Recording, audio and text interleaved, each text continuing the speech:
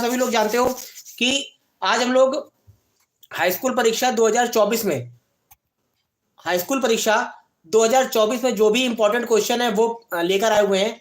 और ये question important है क्योंकि ये 2024 में तो आने ही आने हैं, साथ साथ ये आने वाली पिछली परीक्षाओं में पूछे भी गए हैं। तो जैसा आप देख पा रहे हो कि यहाँ पर हमने लिखा हुआ है तैयारी 70 में 70 की, तो ये अतिशयोक्ति नहीं है। अगर आप इन क्वेश्चंस को अच्छे से लगा लेंगे तो मैं आपसे वादा करता हूं कि ये क्वेश्चंस आपको आपके एग्जाम में जरूर मिलेंगे। और इस तरीके से ये लाइव सेशन आपके एग्जाम तक चलते रहेंगे जिससे कि पूरे पेपर की तैयारी आपकी अच्छे से हो सकती है। ठीक है, तो फटाफट आज की क्लास स्टार्ट करते हैं। लगभग सभी लोग जुड़ चुके हैं या अभी काफी लोग नहीं जुड़े हैं, सिर्फ 3 लोग दिख रहे हैं। तो जितने भी लोग आ चुके हैं वो सेशन को शेयर कर दें। तो पहला क्वेश्चन आपके सामने ये रहा कि केवल जल में घुलनशील होता है। ये 4 ऑप्शन दिए हुए हैं आपके सामने कि केवल जल में घुलनशील होता है vitamin A, vitamin D, vitamin के और विटामिन सी। केवल जल में घुलनशील होता है vitamin A, vitamin D, vitamin के या विटामिन सी। तो इसके आंसर आने चाहिए फटाफट। जो भी लोग हैं यहाँ पर आंसर देना शुरू कर दें। इसमें से कौन सा ऑप्शन आपके लिए सही होगा, ए, बी, सी या डी?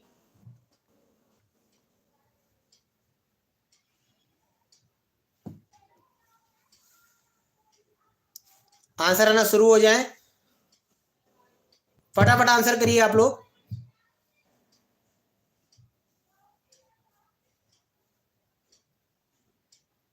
कोमल सविता, आंचल श्रीवास्तव, ठीक है, फटाफट जुड़ते जाइए। नंदिनी, इसका ऑप्शन क्या होगा? जल में घुलनशील होता है विटामिन ए, डी, के एंड सी। कौन सा विटामिन जल में घुलनशील है?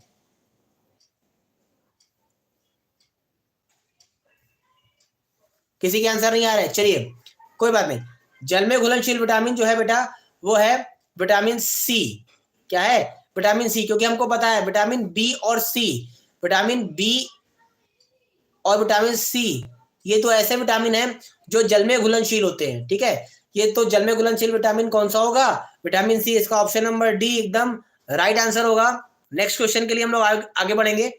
कह रहा है कि एटीपी तथा एनएडीपी डॉट 2H का निर्माण होता है।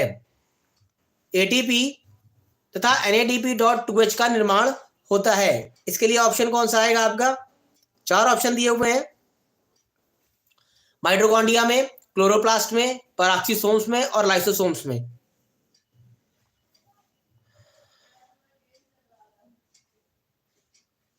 ठीक है, तो इसमें जो देखिए इसमें आपके सामने ऑप्शन दिया हुआ माइटोकॉन्ड्रिया, क्लोरोप्लास्ट, पराक्सीसोम्स और लाइसोसोम्स। सबसे पहले आपको पता होना चाहिए एटीपी क्या होता है। तो एटीपी का फुल फॉर्म होता है एडिनोसिन ट्राइफॉस्फेट। क्या होता है? Adenosine triphosphate. और NADP.2H भी एक हाइड्रोजन ग्राही है जिसका फुल फॉर्म होता है निकोटिनामाइड एडिनोसिन डाइफॉस्फेट। ये एक हाइड्रोजन ग्राही होता है। और ये किसी का आंसर आया हुआ है, ये प्रदीप कुमार का आंसर आया हुआ है। अच्छा, प्रदीप कुमार शायद छाया है। हाँ, तो बिल्कुल इसका ऑप्शन नंबर ए एकदम राइट आंसर होगा। इसका ऑप्शन जो ए है वो माइटोकॉन्ड्रिया एकदम राइट आंसर होगा। यानी एटीपी और NADPH2 जो है ये कहां पर होते हैं? इनका निर्माण माइटोकॉन्ड्रिया में होता है। कहां पर होता है? माइटोकॉन्ड्रिया में होता है। नेक्स्ट क्वेश्चन आपके सामने है, मुकुलन पाया जाता है। ये क्वेश्चन बहुत इंपॉर्टेंट है। मुकुलन पाया जाता है, ये क्वेश्चन बहुत ज्यादा इंपॉर्टेंट है। तो जो भी लोग इसको देख रहे हो इसका आंसर कर दें। मुकुलन पाया जाता है, ए ऑप्शन है हाइड्रा में, बी ऑप्शन है प्लेनेरिया में, सी ऑप्शन है लेशमानिया में और डी ऑप्शन इनमें से कोई नहीं। तो 4 ऑप्शन है हाइड्रा, प्लेनेरिया, लेशमानिया और इनमें से कोई नहीं। तो जो भी आपका राइट आंसर है उस पर आप इसको टिक कर दीजिए और टिक करने के बाद आंसर फटाफट कमेंट बॉक्स में दीजिए। ए, बी, सी या डी, फटाफट आंसर आने चाहिए। आज आंसर आ नहीं रहे, क्या बात है, आप लोगों को आ नहीं रहा है क्या?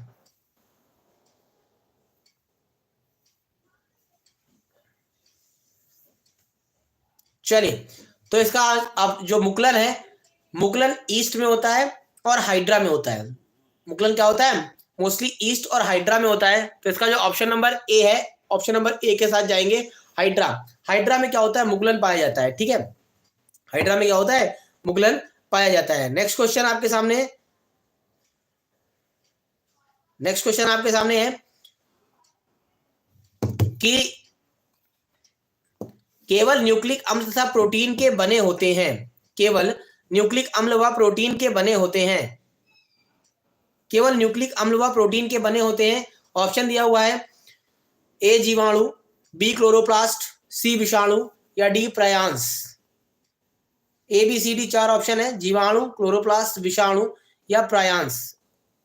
और प्रयांस को बेटा प्रियॉन्स बोलते हैं इंग्लिश में। तो न्यूक्लिक अम्ल एवं प्रोटीन के केवल बने होते हैं। फटाफट आंसर आना चाहिए, ए बी सी डी। इसमें जो भी आंसर हो आप लोग दीजिए फटाफट।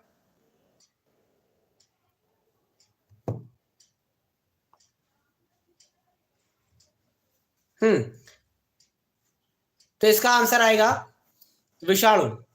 इसका जो आंसर आएगा वो आएगा विषाणु। विषाणु आंसर इसका एकदम, सॉरी, विषाणु जो इसका आंसर है वो एकदम राइट होगा।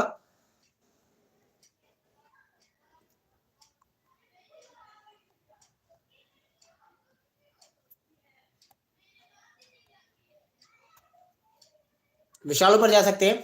इसका ऑप्शन क्या होगा, विषाणु होगा।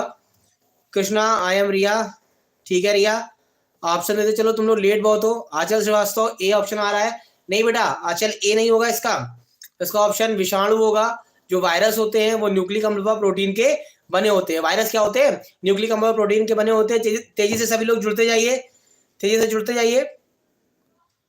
राज गुप्ता, हेलो सर। कौशकी गुप्ता, हाँ कौशकी, लेट हो गई तुम लोग। काव्या शुक्ला लेट हो गई। कौशकी, काव्या लेट हो गई। 3 क्वेश्चन हो चुके हैं। रिया का आंसर डी आ रहा है। डी नहीं होगा बेटा, केवल न्यूक्लिक अम्ल और प्रोटीन के बने होते हैं बेटा विषाणु, ठीक है ना। 4 क्वेश्चन आप लोगों के हो चुके हैं, कोई बात नहीं। आगे नेक्स्ट क्वेश्चन के लिए चलते हैं हम लोग। नेक्स्ट क्वेश्चन आपके सामने दिया हुआ है कि निषेचन के दौरान परागण से निकलने वाली पराग नलिका, परागण से नहीं परागकण है, परागकण से निकलने वाली पराग नलिका सामान्यतः किसके द्वारा बीजांड में प्रवेश करती है। इसका ऑप्शन नंबर है अध्यावरण, बीजांड का है, निभागी या अंडद्वार। फटाफट आंसर आना चाहिए। नंदिनी का आंसर आ गया है, नंदिनी का आंसर आया है डी। नंदिनी का आंसर आया है डी। फटाफट आंसर आना चाहिए इसका। डी डी डी, लगभग सभी का डी आंसर आ रहा है। इसका ऑप्शन नंबर डी एकदम राइट आंसर होगा। जो निषेचन के बाद परागकण से पराग नलिका निकलती है वो अंड द्वार से कहां से प्रवेश करती है, अंड द्वार से प्रवेश करती है। इसका ऑप्शन नंबर डी एकदम राइट आंसर होगा। अंड द्वार से क्या होती है, प्रवेश कर जाती है। अध्यावरण रक्षात्मक आवरण होता है, बीजांड का है, उसका जो एक तरीके से कवरिंग होती है। निभागी अंड द्वार के ठीक विपरीत खाली स्थान को निभाग बोलते हैं। तो इसका ऑप्शन नंबर क्या होगा, डी अंड द्वार एकदम सही होगा। जिनके डी ऑप्शन आए हैं वो एकदम सही है। Aanchal Shrivastava D, very good. Kaushiki D, very good. Kavya D, very good. चलो आगे चलते हैं। नेक्स्ट क्वेश्चन है कि भोजन को निकलते समय जो वायु मार्ग में भोजन को जाने से रोकता है उस द्वार को क्या कहते हैं। ए ऑप्शन है एपिग्लॉटिस, एल्वियोलाई, श्लेष्मावरण या एपिफेरिंक्स। ठीक है, 4 ऑप्शन दिए हुए हैं, एपिग्लॉटिस, एल्वियोलाई, श्लेष्मावरण या एपिफेरिंक्स। आंचल का ए आ गया ऑप्शन, वेरी गुड। और कौन है, फटाफट आंसर आना चाहिए आप लोगों का। आंसर में देरी हो जाती है, या तो प्रॉपर पहुंच नहीं रहा है।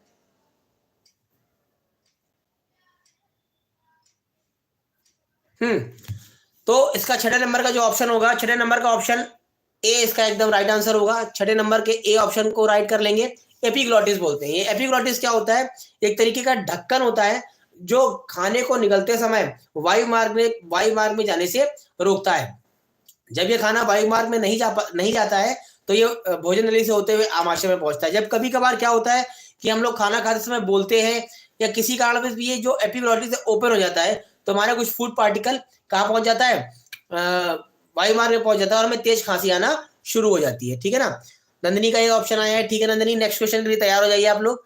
नेक्स्ट क्वेश्चन है, नंबरिंग गड़बड़ हो गई है और अरे ये तो सेम हो गया। चलिए ये सेम क्वेश्चन हो गया। नेक्स्ट क्वेश्चन है, मानव में शुक्र मात्र कोशिका व अंडमात्र कोशिका द्वारा उत्पन्न युग्मकों का अनुपात क्या होता है? बहुत इंपॉर्टेंट क्वेश्चन है, बहुत इंपॉर्टेंट क्वेश्चन है। मानव में शुक्र मात्र कोशिका व अंडमात्र कोशिका द्वारा उत्पन्न युग्मकों का अनुपात क्या होता है?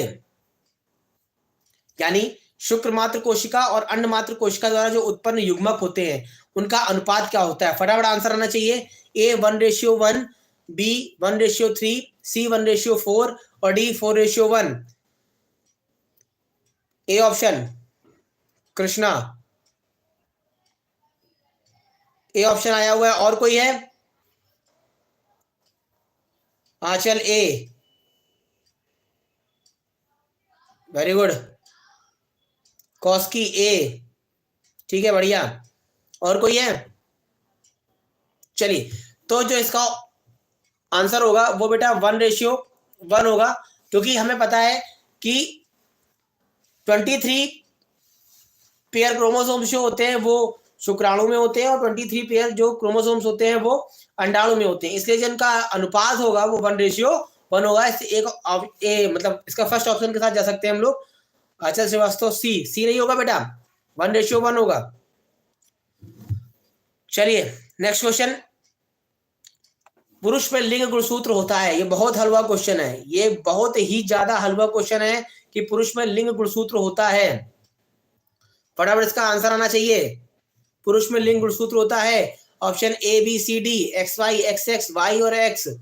फटाफट सभी के ए आना शुरू हो गए हैं। पुरुष में लिंग गुणसूत्र होता है, कृष्णा सी बता रहे हैं। नहीं बेटा, लिंग गुणसूत्र की बात कर रहे हैं, जो कि लिंग का निर्धारण करते हैं उनको लिंग गुणसूत्र कहते हैं, और वाई तो कुछ हो ही नहीं सकता है। बिल्कुल सही है, इसका जो ऑप्शन है वो है एक्स वाई। ए ऑप्शन एकदम राइट आंसर है। पुरुष में जो लिंग गुणसूत्र होते हैं उसको बेटा एक्स वाई बोलते हैं। क्या बोलते हैं? एक्स वाई बोलते हैं, यही लिंग का निर्धारण करते हैं। ठीक है, नेक्स्ट क्वेश्चन देखिए क्या है। 11 नंबर क्वेश्चन। पित्तरस का स्राव होता है पित्तरस का स्राव होता है, ऑप्शन आने चाहिए इसके। फटाफट तेजी से आंसर आ जाए, तेजी से आंसर आ जाए, तेजी से जुड़ते जाइए और इसको सेशन को शेयर भी करते जाइए।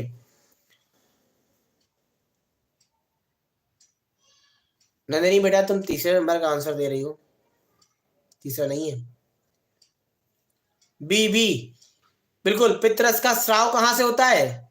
पित्तरस का स्राव बेटा, पित्तरस का स्राव यकृत से होता है। ऑप्शन नंबर बी एकदम राइट आंसर होगा। पित्तरस का स्राव जो है वो यकृत से होता है, और जो इसका भंडारण है या इसका जो संग्रहण है वो पित्ताशय में होता है। तो इसका ऑप्शन नंबर बी जाएंगे। और ये बहुत इंपॉर्टेंट क्वेश्चन है, बहुत से बच्चे क्योंकि पित्तरस से पित्ताशय को टिक करके चले आते हैं, ये गलत हो जाएगा। पित्तरस का स्राव यकृत से होता है और इसका भंडारण कहां पर होता है? इसका भंडारण पित्ताशय में होता है। नेक्स्ट क्वेश्चन देखिए क्या है। Next question. पुष्प के कितने भाग होते हैं? पुष्प के कितने भाग होते हैं? 3, 4, 5 या 6? कितने भाग होते हैं? 3, 4, 5 या 6? फटाफट आंसर आना चाहिए।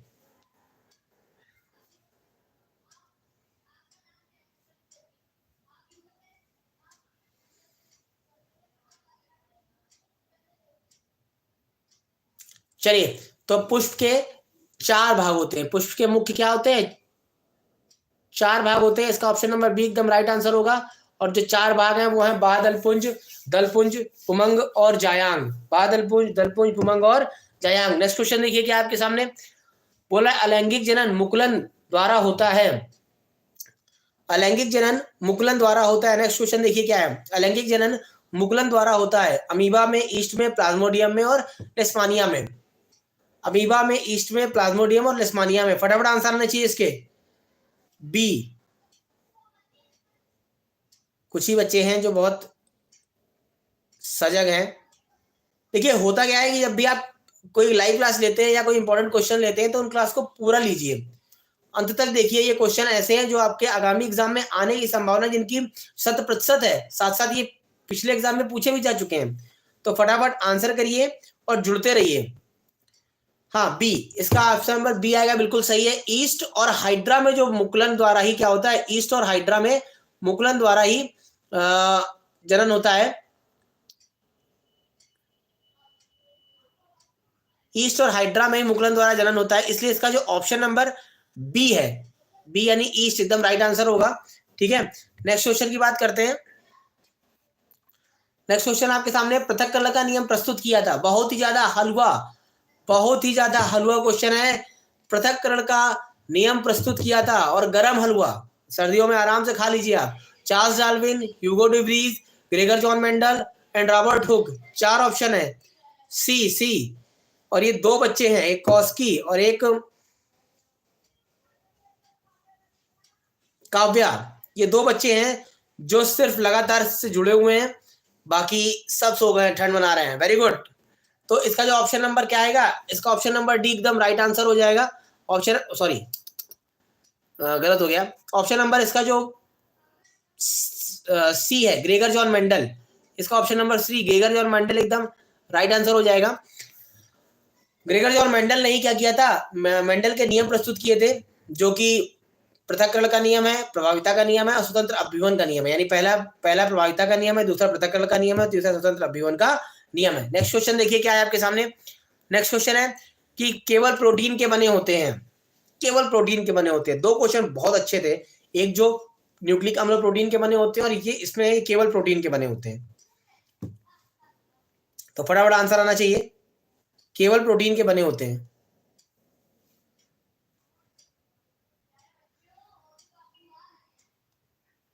आप लोगों के आंसर्स को देखने के लिए दूसरे मोबाइल पर लगातार देखना पड़ता है। ये देखिए आपके आंसर इसी मोबाइल पर चल रहे होते हैं। ठीक है, तो सी और डी, तो बेटा जो इसका ऑप्शन सी है वो एकदम राइट आंसर होगा। प्रोटीन के बने होते हैं बेटा प्रियॉन्स, कौन बने होते हैं, प्रियॉन्स। न्यूक्लिक अम्ल और प्रोटीन के बने होते हैं वायरस, ये बहुत छोटे होते हैं। नेक्स्ट क्वेश्चन देखिए, निम्नलिखित में कौन सा जीन प्रारूप शुद्ध गोल बीज को प्रकट करता है। कौन सा प्रारूप शुद्ध गोल बीज को प्रकट करता है। बहुत ही ज्यादा इजी आंसर होगा इसका, आप लोग आंसर फटाफट दीजिए। शुद्ध गोल बीज को प्रदर्शित करता है,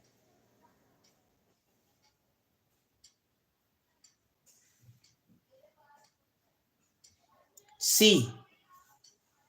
बेटा गोल बीज है, गोल, और गोल को राउंड कहते हैं, गोल को राउंड कहते हैं। वेरी गुड, डी ऑप्शन आएगा इसका। इसका ऑप्शन नंबर क्या आएगा, डी। शुद्ध गोल बीज यानी राउंड, ठीक है ना, तो इसका ऑप्शन नंबर क्या आएगा, डी आएगा। तो बाकी स्मॉल टी जो ए ऑप्शन है वो शुद्ध बोने को, और ये बी और सी है, ये बल्कि सी को इसी को नहीं करता है, बी जो है उस संकर को प्रदर्शित करता है। लेकिन अगर राउंड की बात करते हैं तो शुद्ध गोल बीज का जीन प्रारूप जो है वो क्या है, capital R, capital R. Next question है, पादप में जाइलम उत्तरदायी। बहुत हलवा क्वेश्चन है और हर सेट में क्वेश्चन रखा हुआ है। आप जब भी आंसर लगा रहे होंगे हर सेट में आपको क्वेश्चन मिल रहा होगा। तो बेटा इसका जो 17 का आंसर है, पादप में जाइलम उत्तरदायी है। नंदिनी तुम बहुत लेट हो, 5वें का आंसर दे रही हो, 17वां चल रहा है। कोई बात नहीं, हाँ सी को इसका अमीनो अम्ल का वाहन, बेटा जल का वाहन होता है, जैसे जाइलम और जैसे जल। तो ठीक है ना, पादप में जाइलम उत्तरदायी है जल के वहन के लिए। ठीक है ना, इसका ऑप्शन जो आएगा ना वो क्या आएगा, इसका ऑप्शन नंबर ए, जल का वाहन, ऑप्शन नंबर ए के साथ जाएंगे इसमें। ठीक है, नेक्स्ट क्वेश्चन देखिए क्या है। नेक्स्ट क्वेश्चन आपके सामने है, मस्तिष्क उत्तरदायी है। ये भी आपको कई सेट पे मिल जाएगा। मस्तिष्क उत्तरदायी है सोचने के लिए, शारीरिक संतुलन के लिए, हृदय स्पंदन के लिए, और डी इनमें से सभी। फटाफट आंसर आना चाहिए। कोई बात नहीं, कोई बात नहीं कौशकी बेटा, कभी कभी मिसप्रिंट हो जाती है, सॉरी कहने वाली बात नहीं है, क्वेश्चन सुधार लीजिए अपने। ठीक है, मस्तिष्क उत्तरदायी है ए बी सी डी। फटाफट आंसर आना चाहिए इसका, डी डी डी, बिल्कुल सही। मस्तिष्क जो है बेटा वो सभी कार्यों के लिए, इसका ऑप्शन नंबर डी एकदम सही होगा। सोचने के लिए मस्तिष्क उत्तरदायी है, शरीर के संतुलन को बनाने के लिए मस्तिष्क उत्तरदायी है, हृदय के स्पंदन के लिए भी मस्तिष्क उत्तरदायी है, और साथ साथ हाँ इन सभी कामों के लिए मस्तिष्क उत्तरदायी है, इसलिए इसका ऑप्शन नंबर डी एकदम राइट आंसर होगा। नेक्स्ट क्वेश्चन 19 क्वेश्चन है, जो कि आज के सेशन का सेकंड लास्ट क्वेश्चन है। आज के सेशन का सेकंड लास्ट क्वेश्चन है, 19 क्वेश्चन है। ये कह रहा है कि पराग कोश में होते हैं बाह्यदल, अंडाशय, अंडक या परागकण। फटाफट आंसर आना चाहिए। बाह्यदल में होते हैं? कौन कौन होता है? अंडाशय, अंडक, परागकण, सॉरी परागकोश में होते हैं बाह्यदल, अंडाशय, अंडक या परागकण। D, very good. परागकोश के अंदर क्या पाए जाते हैं? परागकण पाए जाते हैं। परागकण, और परागकण को ही क्या बोलते हैं? नर युग्मक बोलते हैं। किसका? पुष्प का नर युग्मक। याद रखिएगा, पुष्प का नर युग्मक है ये। कौन? परागकण पुष्प का नर युग्मक है। कौन नर युग्मक है? पुष्प का नर युग्मक है परागकण। कैसा होता है? अगुणित होता है, ध्यान रखिएगा। और मादा नर युग्मक है अंडक, या बोल सकते हैं अंडाणु, जो कि मादा नर युग्मक है पुष्प के, और ये भी कैसे होते हैं? अगुणित होते हैं। ठीक, चलिए नेक्स्ट क्वेश्चन देखिए क्या है आज का आखिरी क्वेश्चन। आज का आखिरी क्वेश्चन है कि पौधों में वायु प्रदूषण कम करने वाली प्रक्रिया है। पौधों में वायु प्रदूषण कम करने वाली प्रक्रिया है। पौधों में वायु प्रदूषण कम करने वाली प्रक्रिया है श्वसन, वाष्पोत्सर्जन, प्रकाश संश्लेषण या रसारोहण। फटाफट आंसर आना चाहिए, फटाफट आंसर आना चाहिए इसका, कि पौधों में वायु प्रदूषण कम करने वाली प्रक्रिया है श्वसन, वाष्पोत्सर्जन, प्रकाश संश्लेषण या रसारोहण।